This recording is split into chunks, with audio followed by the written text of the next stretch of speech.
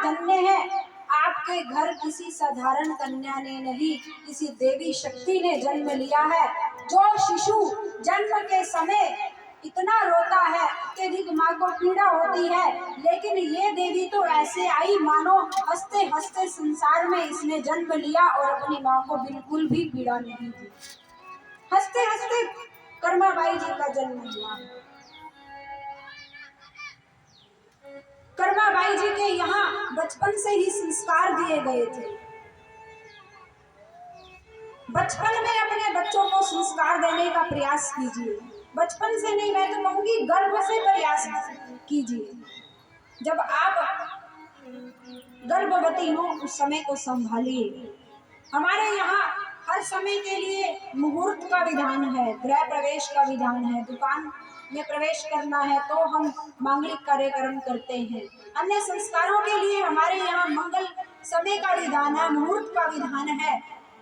तो इसी प्रकार गर्भाधान संस्कार के लिए भी एक विधान है। और यदि गर्भाधान संस्कार अच्छे मुहूर्त में संपन्न होगा तो आने वाली संतान भी अच्छी होगी। आज हम अक्सर क्या देखती हूँ मैं, आज के इस समय में कुछ माताएं बहनें अपने उस काल को संभाल पाती हैं। बाकी तो सब कोई टीवी देख रही है, कोई क्लबों में जा रही हैं। आप जाइए, मुझे आपके जीवन से कुछ लेना देना नहीं है, परंतु यदि आप चाहते हैं कि आपके घर कोई भक्ता पैदा हो, कोई देशभक्ति करने वाला व्यक्तित्व आपके घर में आए, कोई सीता जैसी बिटिया आए, कोई रानी लक्ष्मीबाई जैसी आपके घर में देशभक्ति का प्रचार करने वाली योद्धा प्रकट हो, तो आप अपने बच्चों को गर्भ से संस्कार करिए। उस काल को संभालने का प्रयास कीजिए। गीता, रामायण, भगवत शास्त्रों का पठन पाठन कीजिए उस काल में।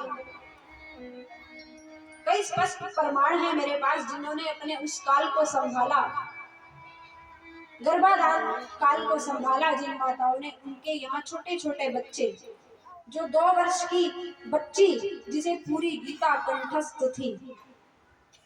अब बताओ 2 वर्ष की बच्ची ने कहाँ से सीख लिया होगा, जो तुतलाती भाषा में बोलना भी नहीं जानती, लेकिन उसे गीता कंठस्थ है।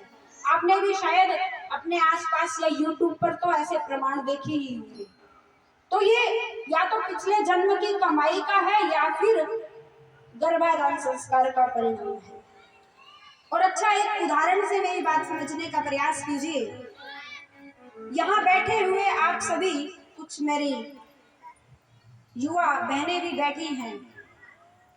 आप में से अभी जिन्होंने 5-7 वर्ष पूर्व जो भी मैट्रिक पास की, जो भी क्लास की वो पास, उसमें से किसी को कोई सिलेबस याद है बच्चों? जो भी कोर्स आपने किया हो, MA, B.Ed, B.Com, किसी को कुछ सिलेबस याद है? किसी को याद नहीं है। लेकिन ABCD किस किस को आती है? ABCD किस किस को आती है भाई? बाकियों को नहीं आती? तो हाथ उठाइए। सबको आती है ABCD। क्यों? 5-7 वर्ष पहले किया गया सिलेबस का कोर्स, हमें कोई भी सिलेबस का वाक्य याद नहीं है, कुछ भी याद नहीं है, लेकिन ABCD क्यों याद है? क्यों याद है? क्योंकि वो हमने ABCD बचपन में सीखी थी। बचपन की सीखी हुई बात को हम जीवन भर नहीं भूलते। तो मेरे भाई बहन, जो संस्कार आप बच्चों को बचपन में दे देंगे वो जीवन भर अमिट हो जाएंगे। इसलिए भक्ति के संस्कार देने हैं तो बचपन से। कर्माबाई जी को बचपन में वो संस्कार मिले थे माता पिता के द्वारा। माता पिता ने वो संस्कार दिए भक्ति के। बच्चे जो देखते हैं वैसा ही करते हैं।